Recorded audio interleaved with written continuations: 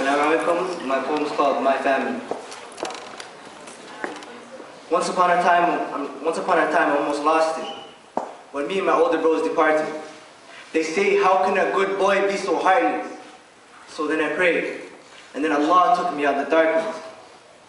When I think about my life, I just can't sleep. If you were me, you would cry, but I won't weep. When I think about my father, I get so angry that I can't eat. And when my brother died, I cried every single day for 4 weeks. And I'll never stop making dua for him as long as my heart beats. Inna lillahi wa inna ilayhi raji'un. To Allah we belong and to Him we shall return. As you go, the more you learn. You learn and you see that there's more snakes, more fakes. Type of people that talk behind your back, but yet smile in your face. And that's why I don't trust too much. I don't love too much. I don't hope too much. Because that too much can hurt you so much. And trust me, I know. I experienced this when my father left us. I remember I used to always ask my mother when my father's going to come home, because every time my father would come home, he used to always come home with something that I liked. And then over time, my father never came home, so I started asking my mother when my father's going to come home, and now I don't know what my father looks like.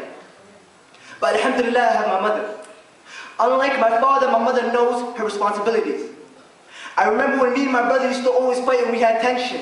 And often when people have tension, they are often separated. But what was strange is that my mother used to make us sleep in the same room after we fought. And when we asked her why, she used to say, I'm trying to get you guys to get along, talk to each other, help each other, and love each other, even if it kills me. Why? Because those are my responsibilities.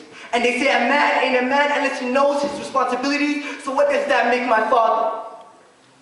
Huh? May Allah forgive me for what I'm saying, but can you blame me though?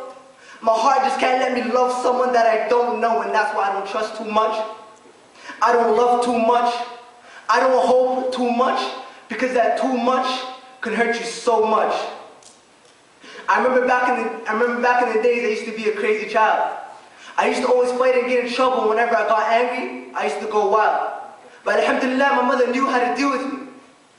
At a point in my life, I felt like the whole world was against me, and my mother sensed that. And whenever I got angry, she would say, relax, mama. Know I have your back, mama. And whatever you're about to do, forget about it, because Jannah is better than that, mama. Subhanallah. Back then, I didn't really care about money nor school. I had only one wish. I wish that Allah would bring my brother back to me, if only. And it seemed like this world was saying, I can't, I'm sorry. And I know I have a lot of friends and family, but why do I feel so lonely? To be honest, I thought I had a horrible life until I met a man named Abdul Kareem. I swear I never seen so much patience in a man. Through this man's story, I swear I never seen so much patience in a man. This man lost everything after he converted to Islam. Through this man's story, you see that man is so cruel. His father kicked him out, left him with no shelter and no food. This man reminded me of God, that's why I was seeing him a lot. He was the cream of the crop, but yet he was sleeping in rocks. Although he was living in the mud, he said he was living happily. Because he said, I'd rather have Allah in my life than my own family. Subhanallah. I sensed that his iman was so strong, so I tried to be his friend. And then he said, if we're gonna be friends, then please do not sympathize, because Islam is what I stand for, and pain is what I symbolize. And right there and then is when I realized that who am I to complain about my own life when there are those who have nothing?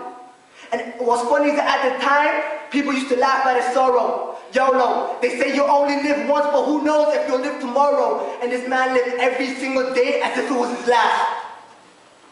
I seen that this man was pure, so I tried to help him. I said, eat from my food, use my shower, sleep on my bed. And as we got closer over time, we said, Daoud, you are my only brother. Then I said, how can we be brothers if we're not relatives? He told me that's irrelative. He said, the way I feel for you in my heart makes you my brother, and that's the evidence. In fact, instead of being happy at his statement, I got angry. It reminded me of my brother. And then he held me. I started crying, and then he held me. Then he said, إِنَّ كَيْدَ الشَّيْطَانُ كَانَ ضَعِيفًا. He said, God said, verily, Shaitan's plot is weak. Shaitan is trying to make you forget about Allah by trying to remind you about your brother who is deceased. You should be strong in your moments of grief. I know it's hard, but Allah's guidance you should seek. Daoud, just remember that with Allah you'll succeed. And inshaAllah, your goals you'll achieve. Then he said, my brother, you are in my prayers, but I want you to be in Jannah with me. Subhanallah. Any man who loves me this much for the sake of Allah and wants me to be in Jannah, he is not my friend. No, he is not my friend. He is my brother. He is my family.